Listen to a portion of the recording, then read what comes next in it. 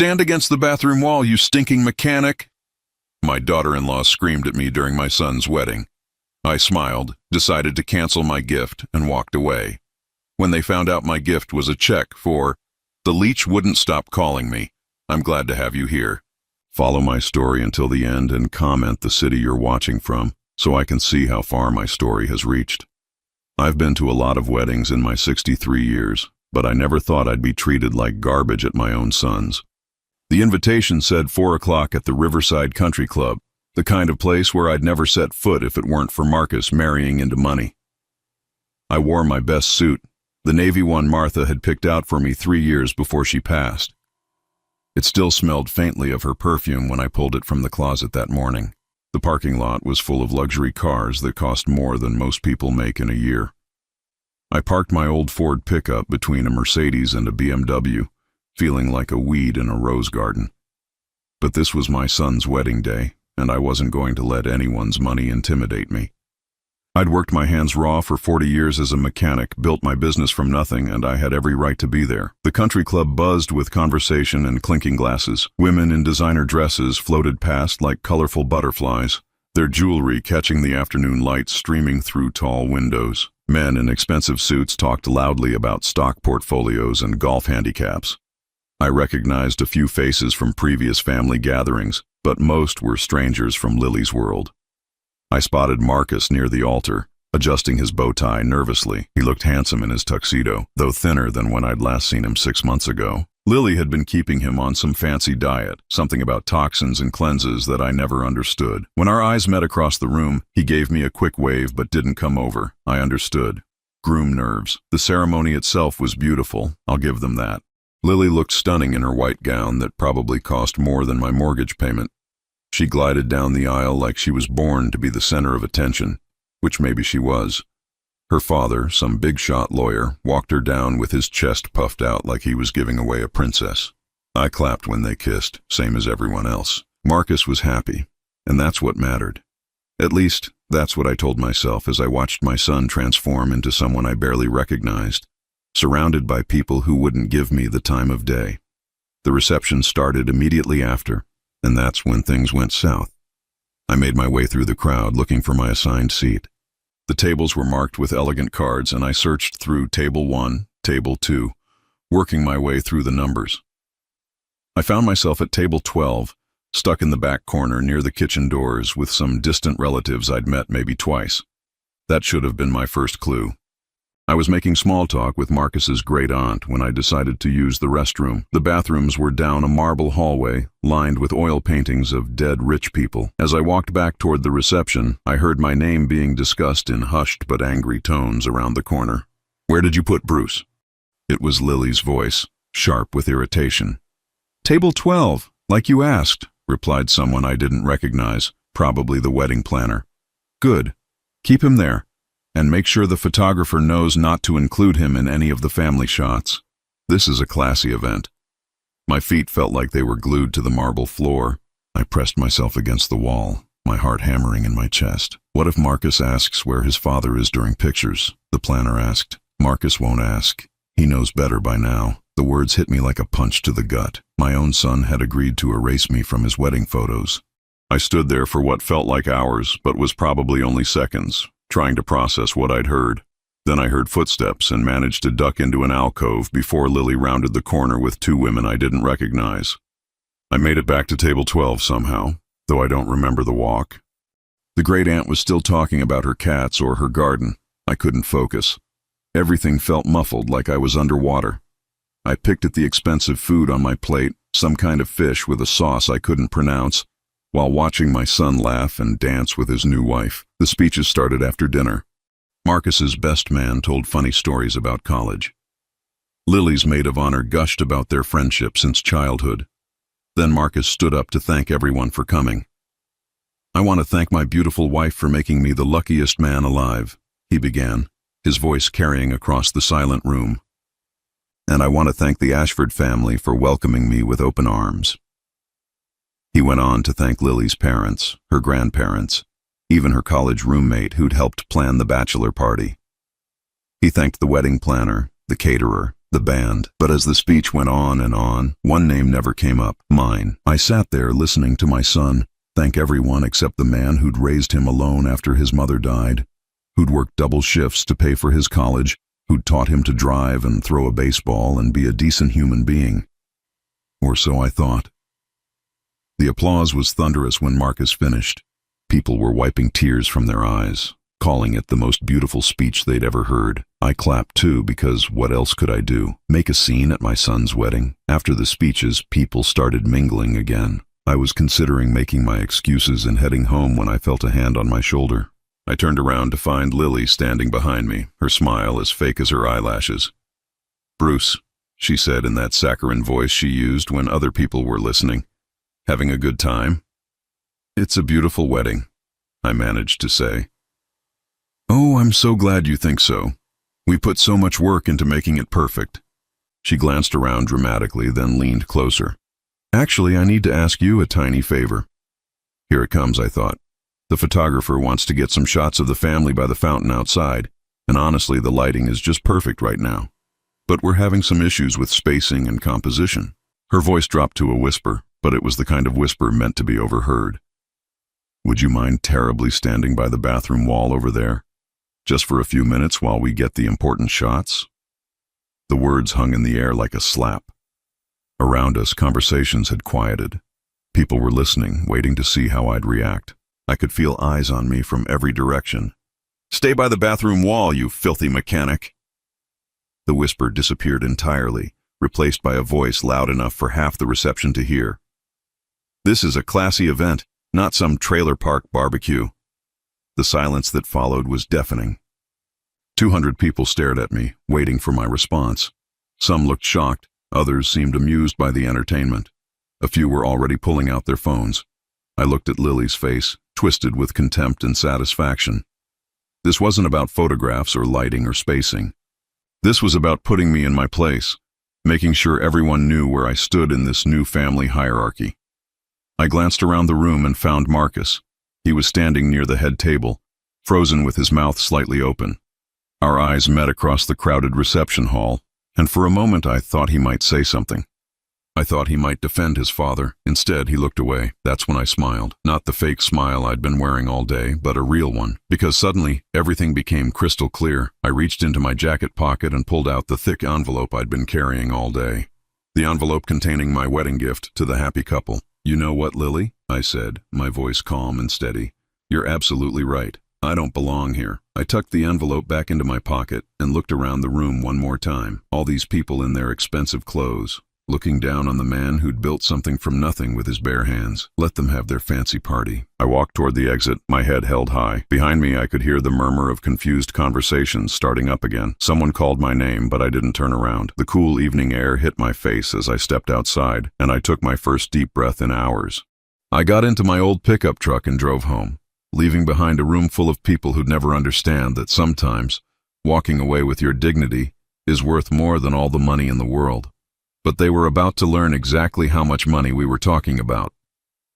I sat in my kitchen the next morning, nursing my second cup of coffee and staring at the envelope on my table.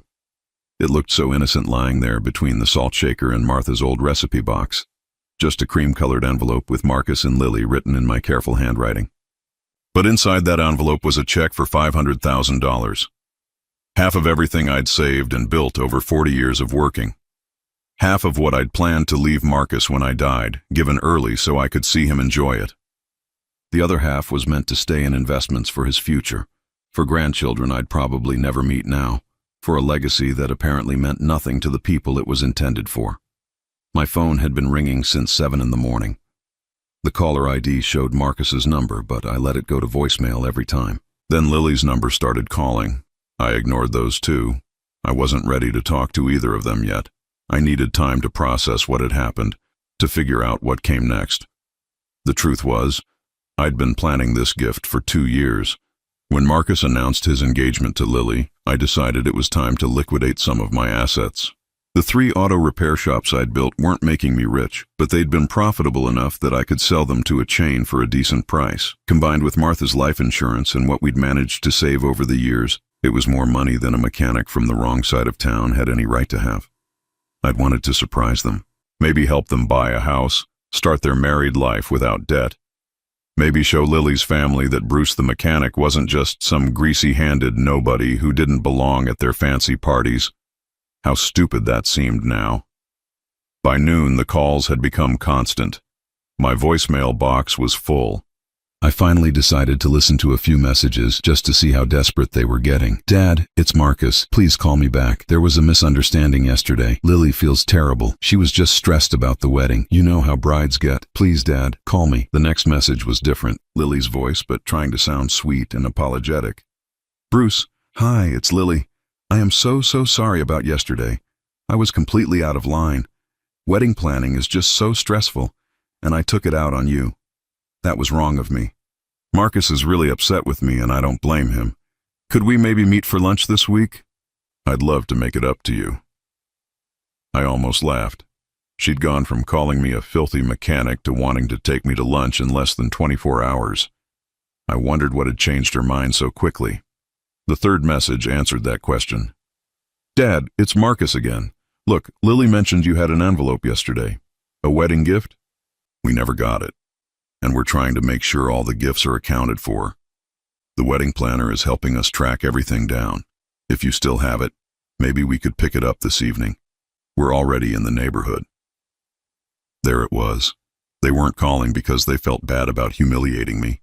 They were calling because they realized I'd walked away with whatever gift I'd brought, and they wanted to know what they were missing. I deleted all the messages without listening to the rest. That evening, just as the sun was starting to set, I heard a car pull into my driveway. Through the kitchen window, I could see Marcus's BMW parked behind my truck. He got out alone, no Lily in sight, and walked up to my front porch like he was approaching a stranger's house. I opened the door before he could knock. "Hi, Dad." He looked uncomfortable, fidgeting with his car keys. "Can I come in?" "Sure." I stepped aside and let him enter the house where he'd grown up, where I'd bandaged his scraped knees and helped him with homework and taught him how to shave. He looked around like he was seeing the place for the first time. Martha's pictures still covered the mantelpiece. The same furniture we'd bought when he was in high school filled the living room. Everything exactly as it had been when he'd moved out 5 years ago to start his life with Lily. "Dad, about yesterday. You want some coffee?" I interrupted, not ready for whatever speech he'd prepared. "No thanks, I can't stay long. Lily's waiting in the car at the corner. She didn't think you'd want to see her right now." Smart girl. At least she had that much sense. Marcus sat down on the edge of Martha's favorite chair, the blue recliner where she used to read her romance novels. He looked smaller than I remembered, like the expensive clothes and fancy lifestyle were weighing him down instead of building him up. "She feels terrible about what happened," he said, the words coming out rehearsed. "She's been crying all day. The stress of the wedding just got to her, and she lashed out at the wrong person. You know she didn't mean it." I sat down across from him on the couch, studying my son's face, looking for some sign of the boy I'd raised, the one who used to defend smaller kids from bullies at school, the one who'd cried when we had to put down our old dog Rex because he couldn't stand to see anything suffer. "Did she tell you what to say to me, Marcus?" "What? No, Dad. I'm saying this because I want to, because I know you're hurt." "Am I hurt?" He blinked, thrown off by the question. "Well, yeah, of course you are. Anyone would be after what happened." "And what exactly happened?" "Dad, you don't have to make this harder than it needs to be. We both know Lily was out of line. She knows it too. But you walking out like that, in front of all her family and friends, it made things worse. There it was. Somehow, this had become my fault too. I embarrassed her by leaving after she called me a filthy mechanic in front of 200 people. Marcus rubbed his forehead, a gesture I recognized from when he was a teenager trying to get out of trouble. "Look, I know it sounded bad, but you have to understand, she comes from a different world. Sometimes she says things without thinking. She grew up around people who measure success differently than we do." "We? You know what I mean." "No, Marcus, I don't. Explain it to me." He sighed, clearly frustrated that I wasn't making this easy for him. "Her family has money, Dad. Old money. They're used to a certain way of life, certain standards. It doesn't mean they're better than us, but they have expectations. And I don't meet those expectations. That's not what I'm saying." "Then what are you saying?" Another silence stretched between us. Outside, I could hear kids playing in the street, probably riding bikes or playing catch like Marcus and I used to do in this same neighborhood 20 years ago.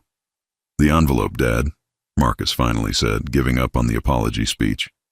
"Lily said you had a wedding gift yesterday.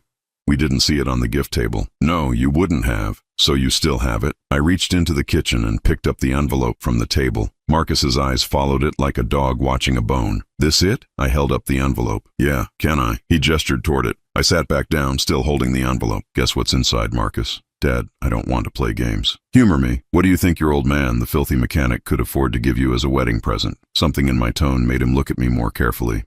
I don't know. Maybe a couple $100. A savings bond.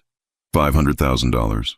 The words hung in the air like smoke. Marcus stared at me, mouth slightly open, like I just told him I was an alien from Mars. What? $500,000. That's what was in this envelope when I walked out of your wedding yesterday. His face went through several changes. Confusion, disbelief, then something that looked like panic. Dad, are you serious? Completely serious. Want to see? I opened the envelope and showed him the check. His eyes widened as he read the amount, then read it again. How do you have this kind of money? 40 years of work, Marcus. 40 years of saving every penny I could, investing wisely, building something for my family. The repair shop sold for more than you'd expect. Your mother's life insurance. Compound interest is a beautiful thing when you start young and stay disciplined. He was still staring at the check like it might disappear if he looked away. You were going to give us $500,000? Was going to, yes. What do you mean, was going to?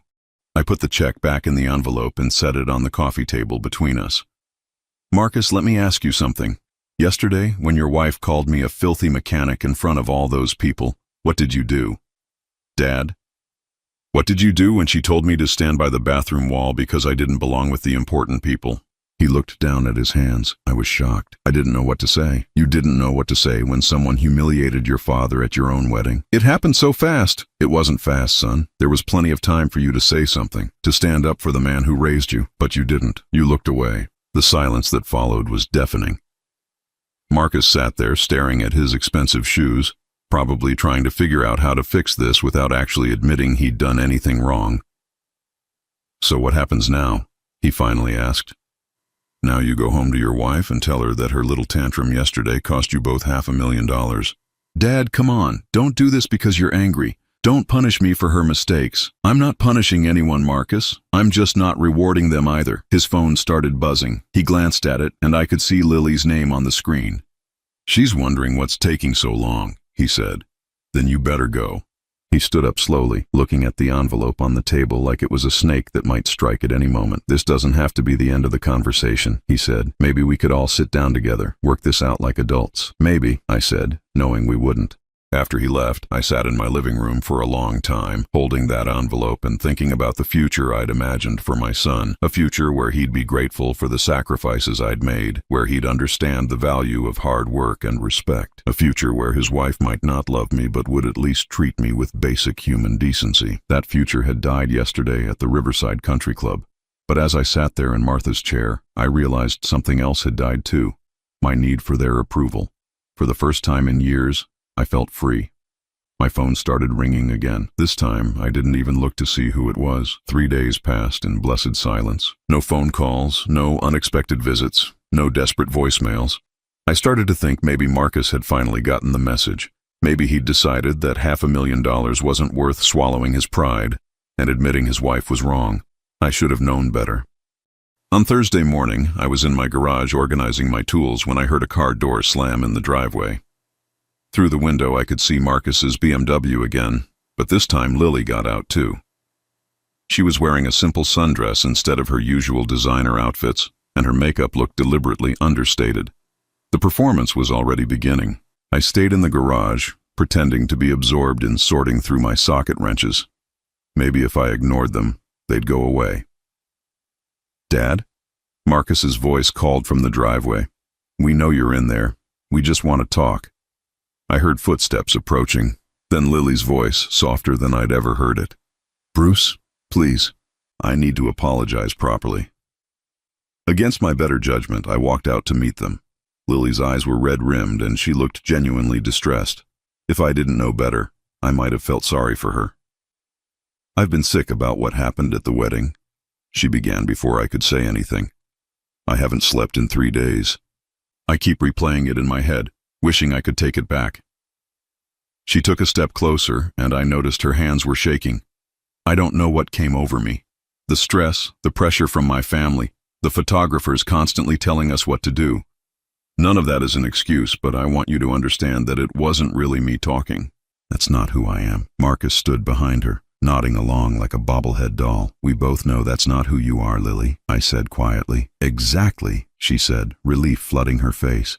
You understand. That's why this has been eating me alive.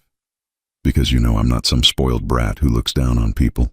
You know I respect you. I let her continue. I was thinking maybe we could start over, have a proper family dinner, just the three of us. I could cook for you. I've been taking cooking classes, and I'd love to show you what I've learned. That's thoughtful of you. And maybe you could tell me more about Marcus when he was growing up. I feel like I don't know enough about his childhood, about the man who raised him to be such a wonderful person. The flattery was laid on thick, but she was good at it. I could see why Marcus had fallen for her charm. I'd like that, I said, and watched her face light up. We made plans for dinner the following Sunday. Lily insisted on cooking everything herself. No catering, no help from her usual staff. Just a simple family meal to bridge the gap between us. After they left, I sat in my kitchen and laughed. Did they really think it would be that easy?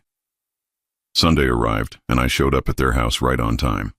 They'd bought a place in Willowbrook Estates, the kind of neighborhood where the houses all looked like they'd been designed by committee and the lawns were maintained by professional crews. Their house was a colonial with white columns and a circular driveway, the kind of place I'd driven past my whole life without ever imagining I'd be invited inside. Lily answered the door wearing an apron that looked like it had never been used. Bruce, you're right on time. I hope you're hungry. The dining room table was set with what looked like their wedding china.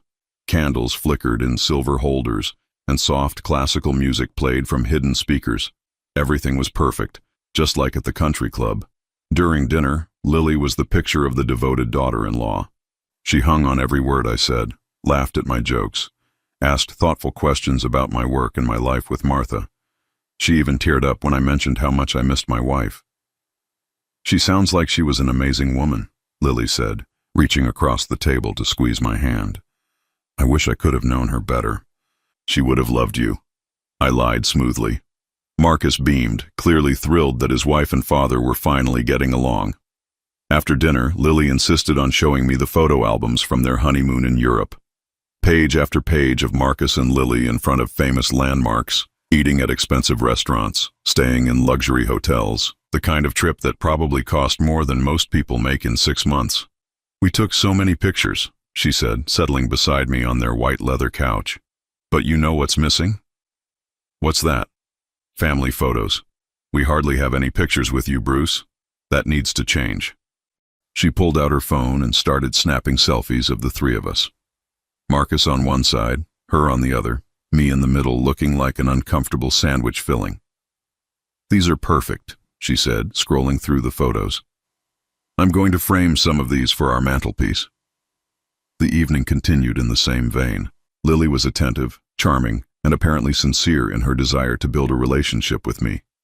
If I hadn't known about the $500,000 check, I might have believed she'd genuinely had a change of heart.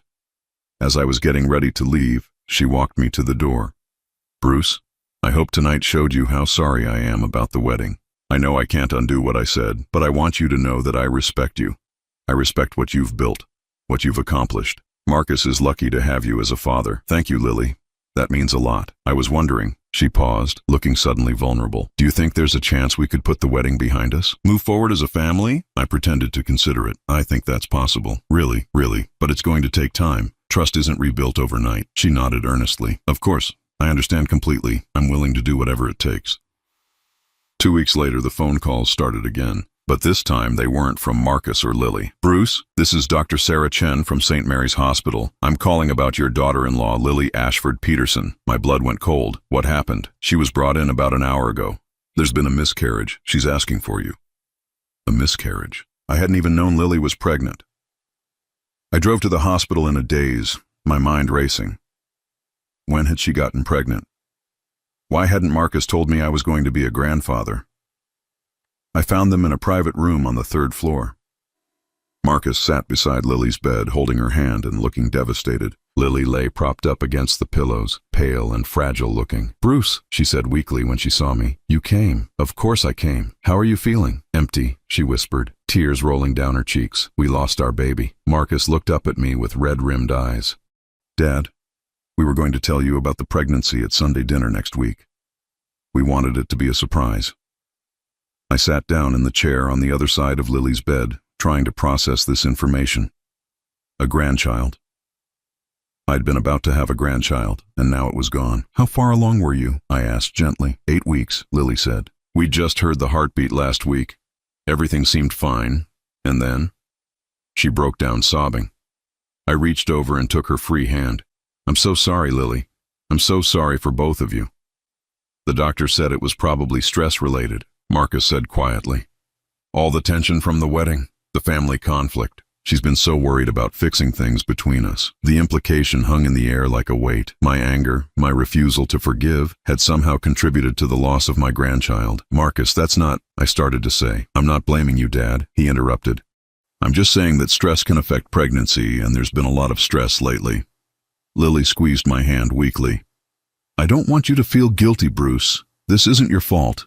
But I keep thinking, if we'd all been getting along, if I hadn't said those terrible things at the wedding, maybe things would be different. I sat there holding her hand, watching her cry, feeling the weight of their grief and their subtle accusations. A grandchild I'd never known about was gone, and somehow I was partially responsible. Over the next few days, I found myself calling to check on them, bringing groceries, helping around the house. Lily was weak and depressed, barely getting out of bed. Marcus took time off work to care for her, but he looked exhausted. She's not handling this well, he confided to me one afternoon while Lily was napping. She keeps saying she failed as a wife, that she can't even carry a baby properly. The doctor says this kind of guilt is normal, but it's breaking my heart to see her like this. Maybe she should talk to someone, a counselor. I suggested that, but she says she just needs time and family support. He looked at me meaningfully. Dad, I know things have been rough between us lately, but she really needs to feel like she belongs in this family, like she's accepted. She is accepted, Marcus. I know you say that, but after everything that's happened, I think she needs to know you've truly forgiven her, that you're not still angry about the wedding. That night, I lay in bed staring at the ceiling, thinking about the grandchild I'd never meet. A baby who might have had Martha's eyes or my stubborn streak. A little person I could have taught to throw a baseball or change a tire. The grief was real, even if everything else wasn't. 3 weeks after the miscarriage, Lily seemed to be recovering. She was up and around, cooking again, even talking about going back to her volunteer work at the art museum. But there was still a sadness in her eyes, a fragility that made me want to protect her. That's when she made her request. Bruce, she said one evening after dinner, I've been thinking about something, about the baby we lost. Marcus reached over and took her hand. I know this might sound strange, but I feel like that baby was trying to bring us together as a family. Like maybe that was its purpose, even though it couldn't stay. I waited for her to continue. I want to do something to honor that. Something that shows we're united, that we've moved past all the hurt and anger. I was thinking maybe we could have a small ceremony, just the three of us, a way to officially welcome me into the Peterson family. Lily, you're already part of the family, I said. I know, but after everything that's happened, I feel like I need to earn my place. To prove that I'm worthy of being Marcus's wife and your daughter-in-law. Marcus was nodding enthusiastically. I think it's a beautiful idea, Dad. A fresh start for all of us. The ceremony took place in their backyard the following Saturday. Nothing elaborate, just a simple exchange of vows between Lily and me. She promised to honor and respect me as Marcus's father. I promised to welcome her as my daughter and support their marriage. Afterwards, we planted a small oak tree in memory of the baby they'd lost. Lily cried as we covered the roots with soil, and I found myself tearing up too. Thank you for forgiving me, she whispered as we stood there in the fading light. For giving me a second chance. Everyone deserves a second chance, I said, meaning it. As I drove home that evening, I felt something I hadn't experienced in months. Peace. Maybe Lily really had changed. Maybe the loss of the baby had made her realize what was truly important. Maybe we could be a real family after all. I should have known that peace never lasts. The first crack in the facade came 2 days later when I stopped by their house unannounced to drop off some tools Marcus had asked to borrow. I rang the doorbell, but no one answered. Their cars were in the driveway, so I walked around to the backyard where we'd planted the memorial tree. I could hear Lily's voice through the open kitchen window. talking on the phone. I know. But you should see how pathetic he is now. All that anger just melted away the second he thought I lost a baby. Men are so predictable. I froze by the oak tree, my hand still on the small fence we'd built around it. No, of course there was never a baby. Do you think I'm stupid enough to get pregnant right now? I've got too much work to do first. But the old fool bought it completely. He's been bringing me soup and asking how I'm feeling. Laughter drifted through the window, cold and sharp. The best part is, now he feels guilty. Like his mean behavior somehow caused me to miscarry. He's so desperate to make it up to me, he'll do anything I ask. Yesterday he helped me plant a memorial tree for the baby that never existed. I almost couldn't keep a straight face. The blood drained from my face as the full scope of her deception became clear. Marcus doesn't know, obviously. He thinks it was real too. Poor thing was so upset when I told him I was bleeding. He actually cried, but it's better this way. Now they both feel sorry for me, and I can use that. I backed away from the window, my hands shaking with rage. The memorial tree we'd planted, the tears she'd cried, the grief that had made me want to comfort her, all of it fake, all of it carefully orchestrated to manipulate me back into line.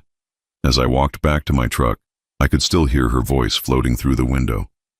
Trust me, by Christmas he'll be writing us a check for the full amount. Guilt is a powerful motivator, and once I have that money, we can finally start living the life we deserve. I sat in my truck for a long time, staring at their perfect house with its perfect lawn and perfect facade. Everything about Lily was carefully constructed, from her tears to her apologies to her newfound devotion to family. But she'd made one crucial mistake in her performance. She thought I was a fool who could be manipulated by fake tears and manufactured tragedies. She was about to learn just how wrong she was. I didn't sleep that night. Every time I closed my eyes, I heard Lily's laughter echoing in my head. The fake tears, the manufactured grief, the memorial tree we'd planted for a baby that never existed. It all played on repeat like a horror movie I couldn't turn off. By morning, I'd made a decision. I wasn't going to confront them. I wasn't going to have a dramatic showdown or demand explanations. Instead, I was going to do something much more dangerous. I was going to let them think their plan was working. 2 days later, I called Marcus. Dad, is everything okay? You sound tired. I haven't been sleeping well, I admitted. I keep thinking about the baby, about what we lost. There was a pause on the other end. Dad, you can't blame yourself for what happened. Can't I? Marcus, I was so angry after the wedding. So stubborn. Maybe if I'd been more understanding, more supportive, things would have been different. Dad, I want to make things right, I interrupted, with both of you. Life's too short to hold grudges, and we've all learned that the hard way. What are you saying? I'm saying maybe it's time to put the past behind us completely, to move forward as a real family. The relief in his voice was obvious. That's great, Dad. Lily will be so happy to hear this. She's still struggling with guilt about everything. Well, tell her she doesn't need to feel guilty anymore. We're family, and families stick together. That weekend, I showed up at their house with a bottle of expensive wine and a smile. Lily greeted me with a hug that lasted just a little too long, her performance as the grateful daughter-in-law in full swing. Bruce, Marcus told me what you said, about wanting to move forward. I can't tell you how much that means to me. We've all made mistakes, I said, handing her the wine. The important thing is learning from them. Over dinner, I played my part perfectly. I asked Lily about her recovery, expressed concern about her emotional well-being, and even brought up the memorial tree. I was thinking we might want to plant some flowers around it, I suggested. Something that blooms in spring, a symbol of new life. Lily's eyes welled up with perfectly timed tears. That's beautiful, Bruce. I think she would have liked that. Lily had decided the imaginary baby was a girl. Have you thought about names? I asked, watching her face carefully. Emma, she said without hesitation. We were going to call her Emma Rose. Marcus reached over and squeezed her hand. After your grandmother, he said softly. I nodded approvingly, filing away this new detail in the elaborate fiction they were constructing. As the evening progressed, I made sure to drop subtle hints about my financial situation. I mentioned having to meet with my financial advisor about year-end tax planning. I talked about the stock market performance and how my investments were doing better than expected. I even joked about having more money than I knew what to do with in retirement. Lily hung on every word, her eyes bright with interest whenever the conversation turned to finances. "You know," she said as we were having dessert, "Marcus and I were just talking about wanting to buy a bigger house. Maybe start looking at places where we could eventually have children again when we're ready. But the market is so expensive right now. Real estate is always a good investment," I agreed. "Martha and I bought our house for $12,000 in 1982. Today it's worth almost 10 times that." "12,000?" Lily gasped. "That's incredible. You must feel so smart about that decision." "Sometimes the best investments are the ones you don't think about. You just do what feels right and trust that it will work out." The message was received. I could see the wheels turning in her head, calculating how much she could extract from the guilt-ridden old man who blamed himself for her fake miscarriage. Over the next few weeks, I maintained the charade perfectly. I called regularly to check on Lily's emotional state. I brought meals when she claimed to be having bad days. I even suggested she might want to talk to a grief counselor, which she declined with just the right amount of brave martyrdom. "I'm dealing with it in my own way," she said. "Having family support means everything. Knowing that you've forgiven me, that you don't blame me for what happened, that's the best medicine I could ask for." But while I was playing the role of the reformed and guilty father-in-law, I was also conducting my own investigation. I'd learned a long time ago that knowledge is power, and I wanted to know exactly who I was dealing with. I hired a private investigator, a no-nonsense woman named Rebecca Torres who specialized in family matters. I told her I was concerned about my son's marriage and wanted to know more about his wife's background. "Just the basics," I said. "Financial history, employment record, maybe talk to some people who knew her before she married my son." Rebecca was thorough and discreet. Within 2 weeks, she had a comprehensive report on Lily Ashford, now Lily Peterson. The picture that emerged wasn't pretty. Lily had been married once before, to a man named David Chen who owned a successful restaurant chain. The marriage had lasted exactly 18 months and had ended when David discovered that Lily had been systematically draining his business accounts to fund her shopping habits. She'd walked away with a significant settlement rather than face potential criminal charges. Before that, she'd been engaged to Robert Ashford, no relation, despite sharing the last name. Robert was heir to a pharmaceutical fortune, but he'd broken off the engagement when his family's private investigator uncovered evidence that Lily was planning to claim common-law marriage rights to his estate. There were other men too, a pattern of targeting wealthy partners and extracting as much money as possible before moving on to the next victim. She was good at it, good enough that none of her previous targets had pressed charges. They'd all been too embarrassed or too eager to get rid of her to pursue legal action. The most interesting discovery was that Lily had never actually graduated from the prestigious university she claimed on her resume. She'd attended for 1 semester before dropping out, but had been using the connection ever since to network with wealthy alumni. Rebecca's report also included financial records that showed Lily was deeply in debt despite her appearances of wealth. Credit cards maxed out, loans from multiple sources, and a lifestyle that was funded entirely by Marcus's income and credit. "Your son is supporting her entire existence," Rebecca told me when she delivered the report. "And from what I can tell, she's been planning this marriage as her retirement fund from day one." But the most damaging information came from Rebecca's interviews with people who'd known Lily before she met Marcus. "I talked to 3 of her former roommates and 2 ex-co-workers," Rebecca said. "They all described the same pattern. Lily would target men with money, create elaborate emotional manipulation scenarios, and extract as much cash as possible before moving on. One woman told me Lily actually kept a notebook rating potential targets based on their net worth and emotional vulnerability. A notebook, just like the one she was probably keeping on me. "There's something else," Rebecca continued. "One of her former roommates mentioned that Lily had faked a pregnancy before. Different guy, same playbook. She used it to get him to pay for an expensive baby moon vacation, then claimed she miscarried while they were in Europe. He felt so guilty he bought her a car as a consolation gift." My hands tightened around the report as I read through Rebecca's detailed findings. Everything was documented, verified, cross-referenced. Lily wasn't just a gold digger. She was a professional con artist who had turned emotional manipulation into a career, and my son had no idea. The question now was what to do with this information. I could confront Marcus directly, show him the evidence of what his wife really was. But I knew my son well enough to know he wouldn't believe it. Love makes people blind to uncomfortable truths, and Marcus was deeply in love with the woman Lily pretended to be. No, if I wanted to protect my son, I had to be smarter than that. That evening, I sat in my kitchen with Rebecca's report spread across the table, planning my next move. Lily thought she was playing me, using my guilt and grief to set up her biggest score yet, but she'd made a crucial error in her calculations. She thought I was just another Mark. Another lonely old man, desperate for family connection and vulnerable to emotional manipulation.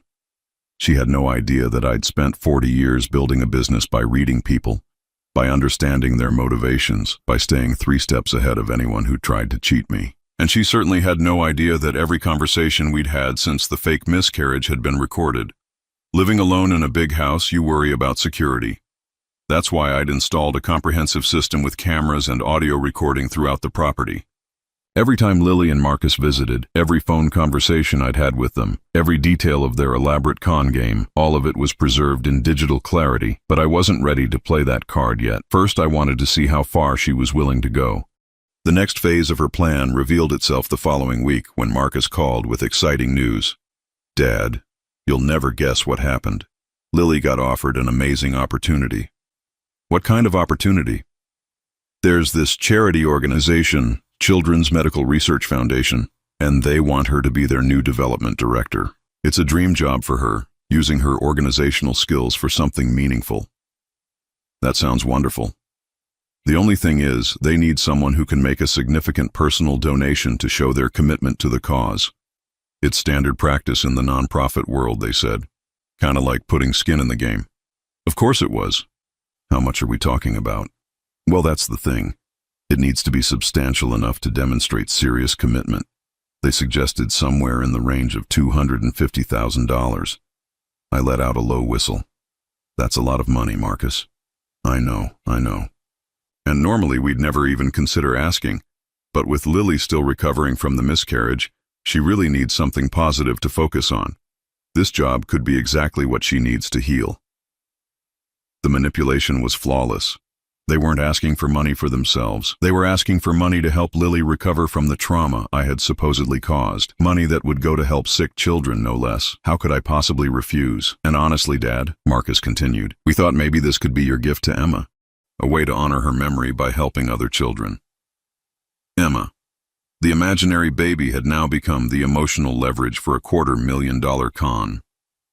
Let me think about it, I said. Of course. Take all the time you need. But they do need an answer fairly soon. The position starts next month. After I hung up, I sat in my kitchen and laughed until my sides hurt. The audacity of it was almost admirable.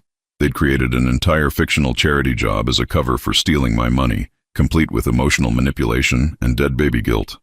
But they'd also given me exactly what I needed to destroy them.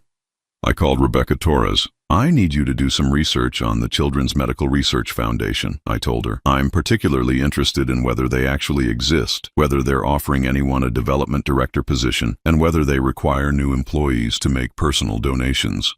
Rebecca called back 3 hours later. There is a Children's Medical Research Foundation, she said. It's a legitimate charity based in Atlanta, but they're not hiring. They don't have a development director position available, and they certainly don't require employees to make personal donations.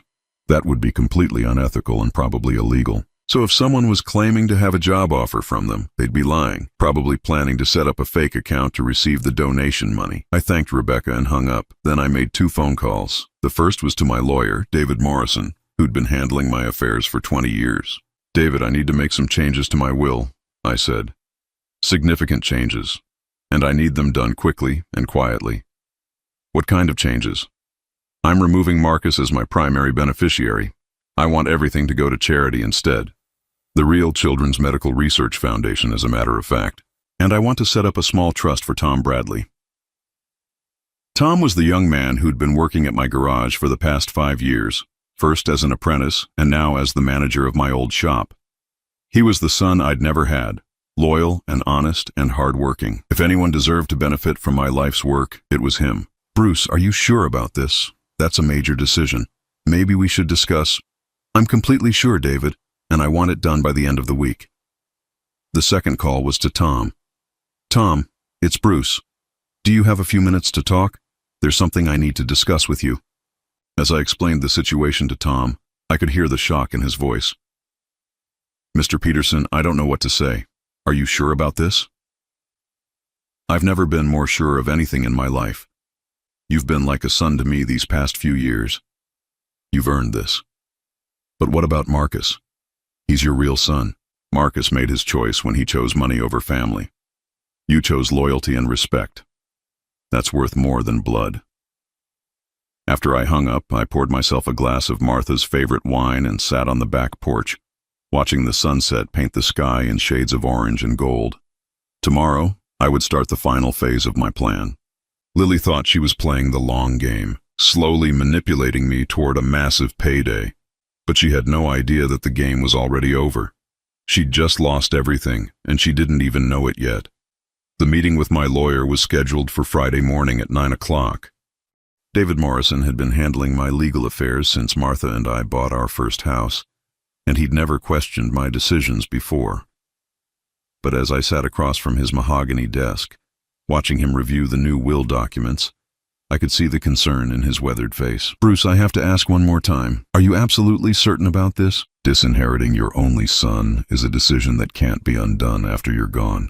David, in 40 years of knowing me, have I ever made a rash decision? He sighed and shook his head. No, you haven't. But this feels different. Personal. It is personal. Marcus chose his wife over his father. Now he gets to live with that choice. David reviewed the documents one final time, then slid them across the desk for my signature.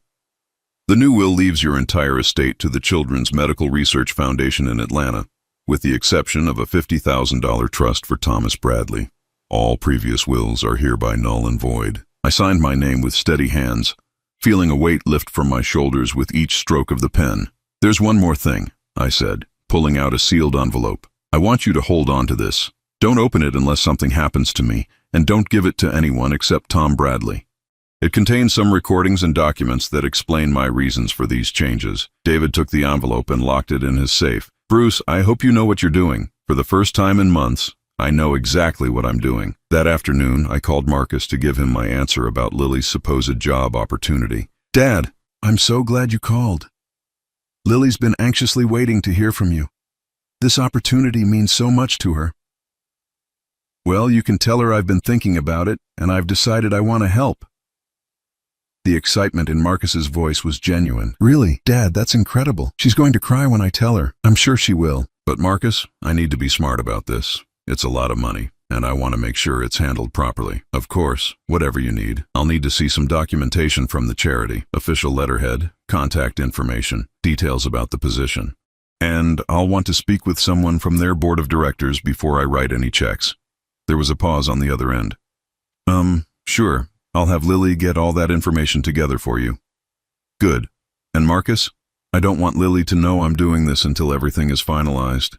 I want it to be a surprise. Dad, she's going to be so grateful. This could really turn her life around after everything she's been through. I certainly hope so. Over the next week, I watched them scramble to create fake documentation for the non-existent job. Lily called me twice, her voice carefully modulated to sound hopeful but not pushy. Bruce, I just wanted to thank you for considering helping me with this opportunity. I know it's a lot to ask. Lily, your family. Family helps family. That means everything to me. I promise I won't let you down. I know you won't, sweetheart. The fake documents arrived by email 3 days later. Whoever had created them had done a decent job. Official-looking letterhead, professional language, even a fake signature from someone claiming to be the foundation's director. If I hadn't already known it was a scam, I might have been fooled. But the real masterpiece was the fake phone number they provided. When I called it, a woman answered with a professional greeting. Children's Medical Research Foundation, how may I help you? I asked to speak with the director about a potential donation, and she connected me to someone claiming to be Dr. Patricia Williams, the foundation's president. The voice was clearly Lily attempting a slightly different accent, but she played the role convincingly. Mr. Peterson, I understand you're interested in supporting our new development director position. We're so excited about having Lily join our team. She speaks very highly of your organization, I said. Well, she's exactly what we need. Someone with her background and connections could really help us expand our fundraising efforts. We talked for 15 minutes about the foundation's supposed work, Lily's qualifications, and the donation requirement. She even had prepared answers for specific questions about the charity's programs and financial structure. It was an impressive performance, even if it was completely fraudulent. After I hung up, I sat in my kitchen and marveled at the elaborate deception they'd constructed. They'd created fake documents, set up a fake phone number, and rehearsed an entire fake conversation. The amount of effort they'd put into stealing my money was almost admirable. But they'd made one critical error. They assumed I was too trusting, too naive, too desperate for family connection to verify their story independently. They had no idea I'd already confirmed that the Real Children's Medical Research Foundation knew nothing about any of this. That evening, Marcus called to follow up. "Dad, did you get a chance to look at the documents Lily sent?" I did. Very impressive organization. I even spoke with Dr. Williams on the phone. "You did? That's great. What did you think?" She seemed very knowledgeable, very passionate about the work they're doing. "So does that mean?" "It means I'm willing to move forward. But I want to do this right, Marcus. A donation of this size needs to be handled through my financial advisor and lawyer. Tax implications, paperwork, all of that." "Of course. Whatever you think is best." "I'll need about a week to get everything organized. Can Lily wait that long?" "Absolutely. Dad, I can't tell you how much this means to both of us, especially after everything that's happened. Well, it's time we put the past behind us and focus on the future." The week that followed was busy. I met with my financial advisor to liquidate some investments, not to fund Lily's scam, but to clean up my portfolio before the will changes took effect. I also spent time with Tom, gradually preparing him for the responsibility he'd be inheriting. "I still don't understand why you're doing all this," Tom said as we sat in the office of what used to be my auto shop. "Marcus is your son." "Marcus is my biological son," I corrected. "But biology doesn't make someone family. Loyalty does. Respect does. Love does. You've shown me all of those things, Tom. Marcus has shown me none." "But what if he changes? What if he realizes what his wife is really like? Then he'll have learned a valuable lesson, but it won't change my decision. I'm too old to wait around hoping my son will grow a backbone." On Thursday afternoon, I called Marcus with an update. "Everything's almost ready," I told him. "I should be able to write the check by early next week." "That's fantastic, Dad. Lily's been so excited she can barely sleep. She keeps talking about all the good they'll be able to do with the money. I'm sure they will." "Actually, Dad, she was wondering if maybe we could all have dinner this weekend to celebrate. Just a quiet family meal to mark this new beginning." "That sounds perfect. Why don't you come here? I'll cook." "Are you sure? We could go out somewhere nice." "No. I want to cook for my family. It's been too long since I've had people to cook for." Saturday evening arrived gray and cold with the first hints of winter in the air. I spent the afternoon preparing Martha's famous pot roast recipe, the one that had been Marcus's favorite when he was growing up. The house filled with the rich aroma of beef and vegetables, bringing back memories of family dinners when we were actually a family. Marcus and Lily arrived at 6 o'clock sharp. Lily had clearly put effort into her appearance, wearing a simple but elegant dress and just enough makeup to look naturally beautiful. She hugged me tightly when she arrived, holding on just a beat longer than necessary. "Bruce, the house smells incredible, just like I remember from when Marcus was little." She'd never been in my house when Marcus was little, but I appreciated the effort. "It's Martha's recipe," I said. "She always said the secret was patience. Good things take time." Lily's eyes misted over. "I wish I could have known her better. Marcus has told me so many wonderful stories about her." "She would have loved you," I lied smoothly. During dinner, the conversation flowed easily. Lily was animated and charming, full of plans for her new position and gratitude for my support. Marcus looked happier than I'd seen him in months, clearly thrilled that his wife and father were finally getting along. "I've been thinking," Lily said as I served dessert, "about ways to honor Emma's memory through this new job. Maybe we could establish a special fund in her name, specifically for premature babies who don't make it." The audacity was breathtaking. She was now planning to use her fake dead baby as the name for a fund built on stolen money. "That's a beautiful idea," I said. "I'm sure Emma would be proud." "I like to think she's watching over us," Lily said softly, "bringing our family together, making sure something good comes from something so painful." Marcus reached over and squeezed her hand. "Dad, I need you to know how much it means to me that you're doing this for her, for us. Family takes care of family, I said. That's what Martha always believed. After dinner, we moved to the living room with coffee and brandy. The conversation turned to future plans, holidays we'd spend together, grandchildren they hoped to have someday. Real grandchildren this time, Lily assured me with just the right amount of wistful sadness. You know, I said, settling into Martha's old chair, this whole experience has taught me something important about family, about what really matters. What's that? Marcus asked. That blood isn't everything. What matters is trust, honesty, being there for each other when it counts. Lily nodded earnestly. I couldn't agree more. That's why what happened at the wedding was so terrible. I violated that trust, that honesty. But I promise you, Bruce, that will never happen again. I believe you, I said, and I could see the relief flood her face. So, when do you think you'll be able to finalize the donation? She asked, trying to sound casual. Actually, I was thinking we could take care of it Monday morning. I'll have my lawyer prepare the paperwork over the weekend, and we can meet at his office to make it official. Lily's eyes lit up. Really? That soon? No point in waiting. When you've made a decision, you follow through. They left shortly after 9, both of them glowing with anticipation. Lily hugged me goodbye with what seemed like genuine affection, though I knew it was just another performance. Thank you, she whispered in my ear, for giving me a second chance, for believing in me. Thank you for making Marcus so happy, I replied. After they drove away, I sat in my quiet house and thought about the conversation we'd just had, about family, trust, and honesty, about being there for each other when it counts. On Monday morning, they were going to learn what all of those words actually meant. I pulled out my phone and sent a text message to Tom. Everything ready for Monday. Meet me at David's office at 10 a.m. Bring the documentation we discussed. His reply came immediately. Are you sure about this, Mr. Peterson? I've never been more sure of anything in my life. Sunday night I couldn't sleep. Not because I was having second thoughts, but because I was finally, after months of manipulation and lies, about to show them exactly who they were dealing with. They thought they'd found the perfect mark, a lonely old man desperate for family connection, easily manipulated by fake tears and manufactured tragedies. They thought they were so clever, so smooth, so far ahead of the naive mechanic who couldn't possibly understand their sophisticated con game. Tomorrow, they would learn that the naive mechanic had been playing his own game all along, and unlike theirs, mine was about to have a winner. Monday morning dawned clear and cold, the kind of crisp December day that makes everything look sharp and clean. I dressed carefully in my best suit, the same navy one I'd worn to the wedding that had started this whole mess. This time, though, I wasn't going somewhere as an unwanted guest. I was going somewhere as a man in complete control. David Morrison's law office occupied the top floor of a downtown building that had been there since the 1920s.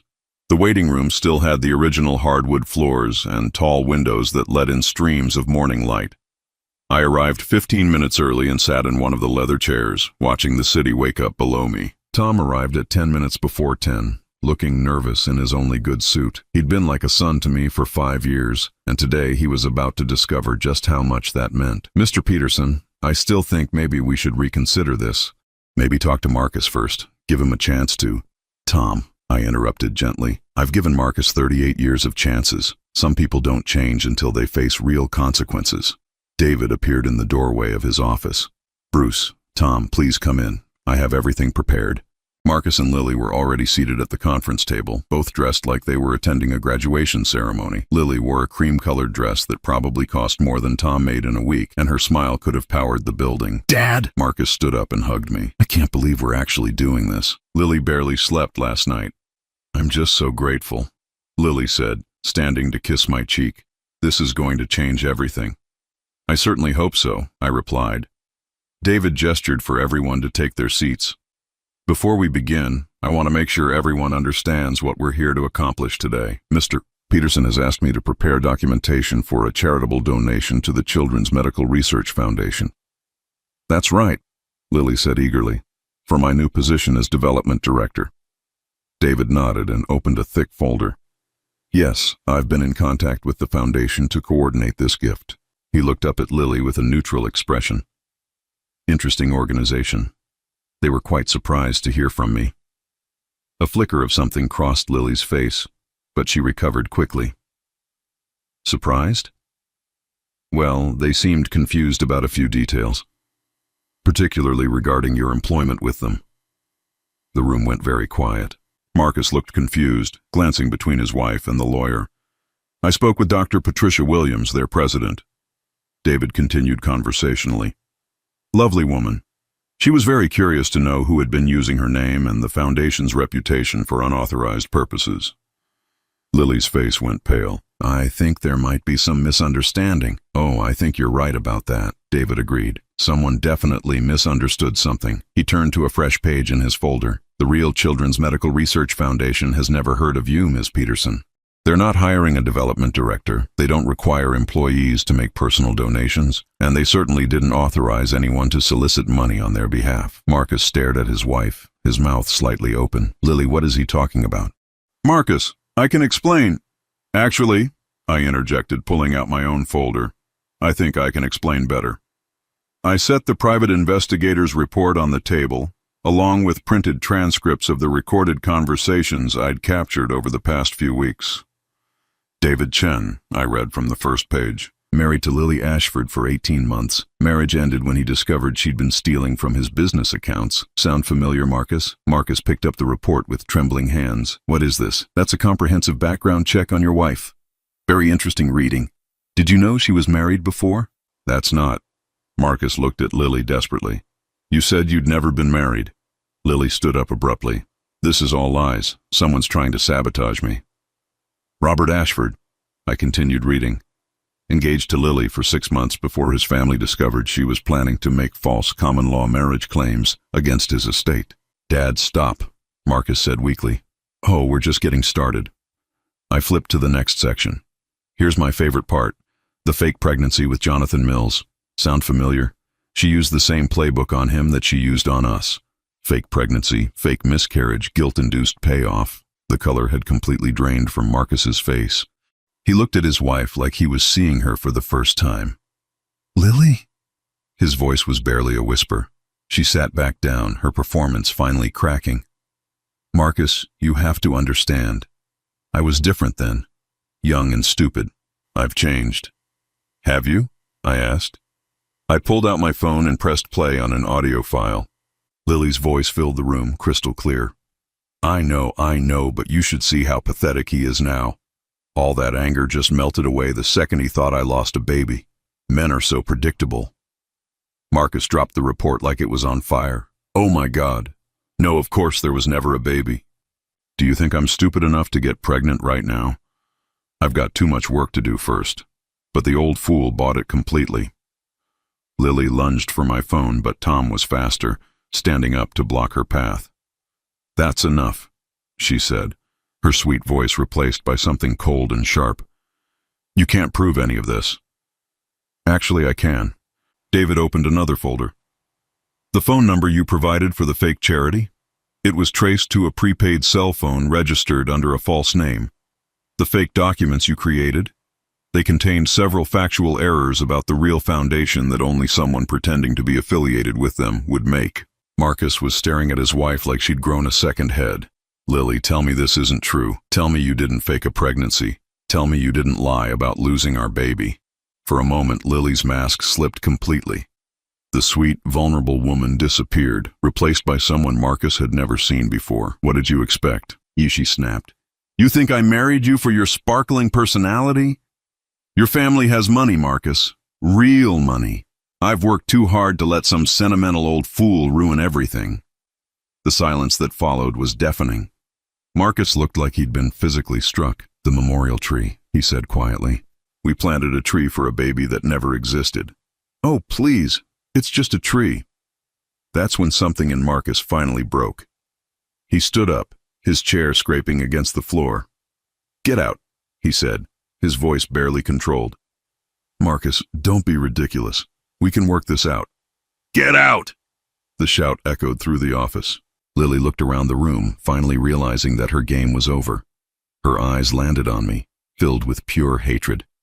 This is all your fault, she hissed. You couldn't just write the check and stay out of the way. No, I said calmly. I couldn't. She grabbed her purse and headed for the door, then turned back for one final shot. You think you've won something, Bruce? You just destroyed your own son's happiness. He'll never forgive you for this. Maybe not, I agreed, but at least he'll be free. After she left, the office fell into an uncomfortable silence. Marcus sat slumped in his chair, staring at the papers scattered across the table. The evidence of his wife's deception, the proof that his marriage had been built on lies from the very beginning. Dad, he said finally, his voice hoarse. I'm sorry. I'm so sorry. I know you are, son. How long have you known? I suspected from the beginning. I knew for certain after the fake miscarriage. Marcus buried his face in his hands. I chose her over you at the wedding. When she humiliated you, I said nothing. I chose her. Yes, you did. Can you ever forgive me? I looked at my son, really looked at him, for the first time in months. He looked younger without Lily's influence, more like the boy I'd raised. But he also looked older, aged by the weight of what he'd learned about himself and the choices he'd made. Marcus, forgiveness is earned, not given. You have a lot of work to do. He nodded slowly. What happens now? David cleared his throat diplomatically. If I may, there are some legal matters we should discuss. The attempted fraud, the fake charity solicitation. No charges, I said firmly. Let her disappear. She's not worth the trouble. And the money? Marcus asked. The donation you were going to make? I smiled. Oh, I'm still making a donation to the Children's Medical Research Foundation, a substantial one, in memory of all the real children who actually need help. David pulled out the final set of documents. Which brings us to the other matter we need to discuss today. Marcus looked confused. Other matter? Tom, I said, I think you should know that as of this morning you're a wealthy man. Tom nearly fell out of his chair.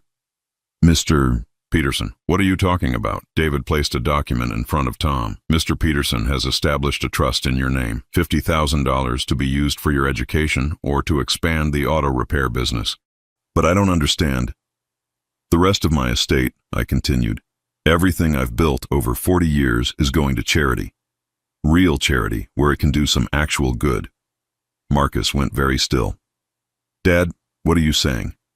I'm saying I changed my will, son. Last week.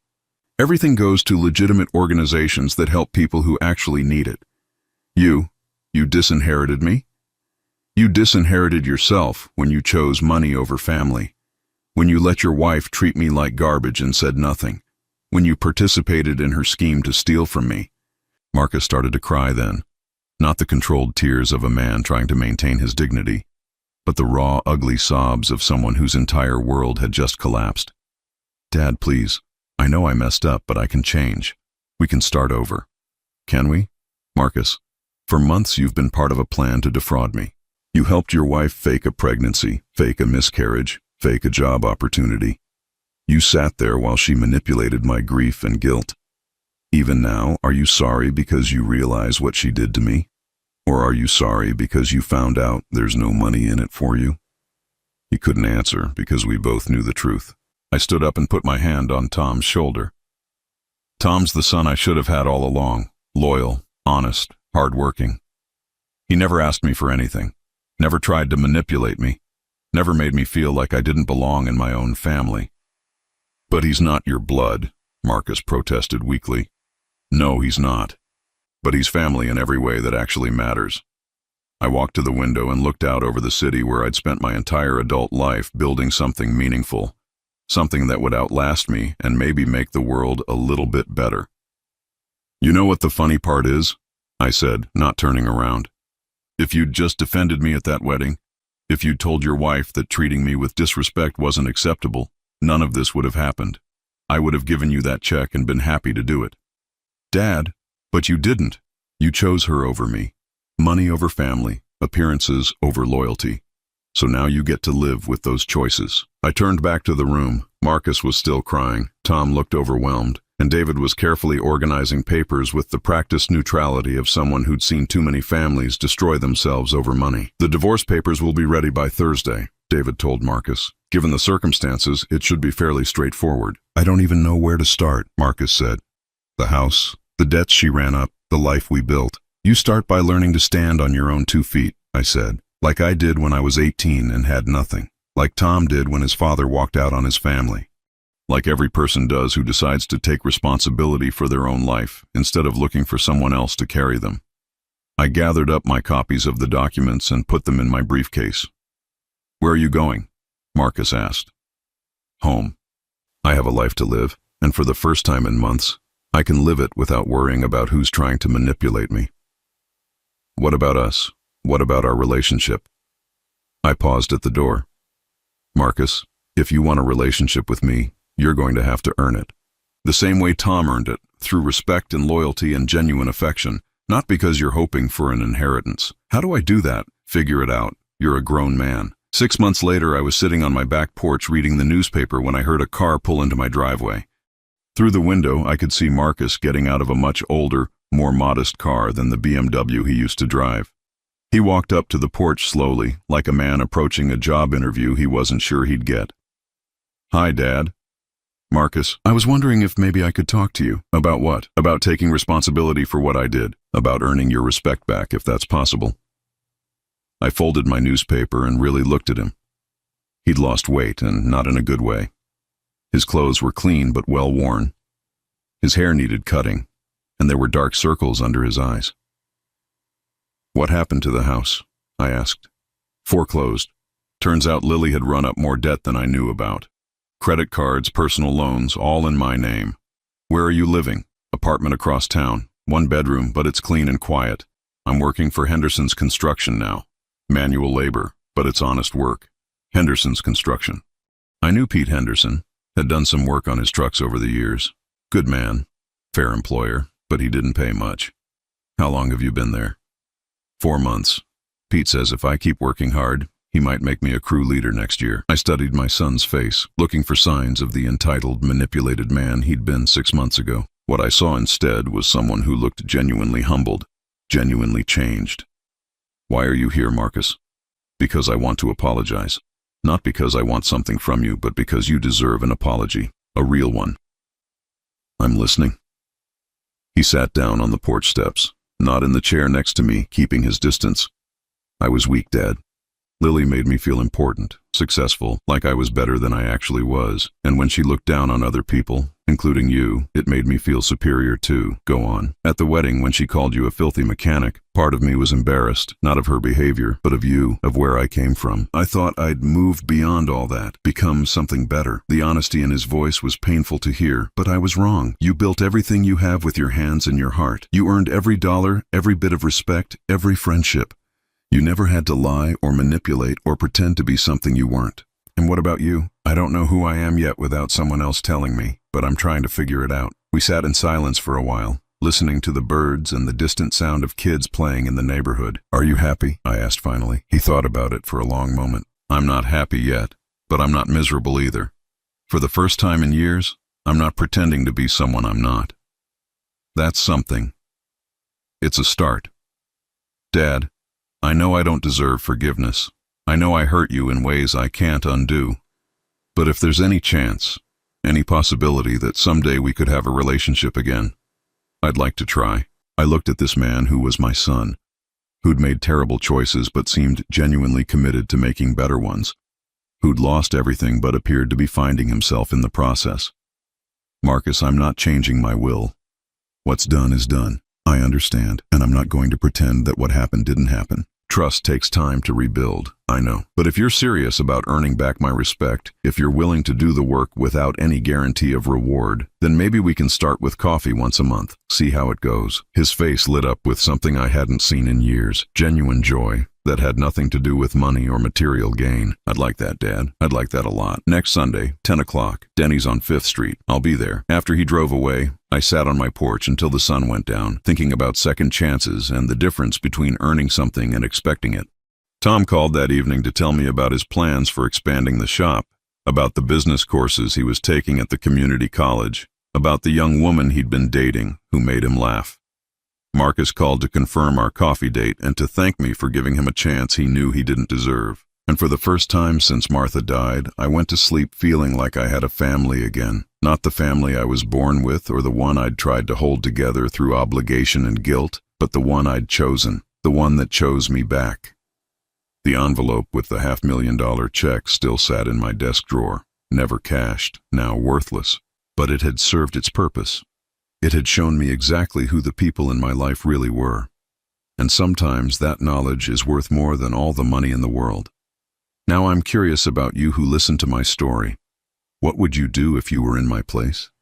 Have you ever been through something similar? Comment below, and meanwhile, I'm leaving on the final screen 2 other stories that are channel favorites, and they will definitely surprise you. Thank you for watching until here.